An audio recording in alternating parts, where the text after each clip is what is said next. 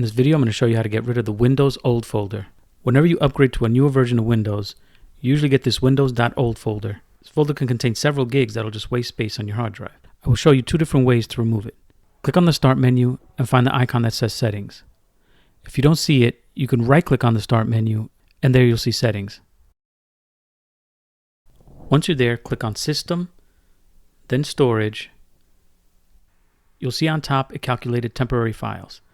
Click on Temporary Files, and at the very top you'll see Previous Windows Installations, and you can see here it's 9.5 gigs. Click the checkbox next to it to have it removed. You can see all the other temporary items it finds, and when you're ready, click Remove Files. I'm not going to remove mine because I want to show you the other method as well. This is the method I prefer and I use most often. Click on the Start menu and start typing the word disk, and you see the Disk Cleanup app appear.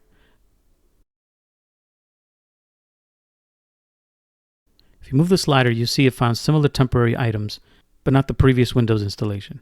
For that, click on the button that says Clean Up System Files. It will run a scan,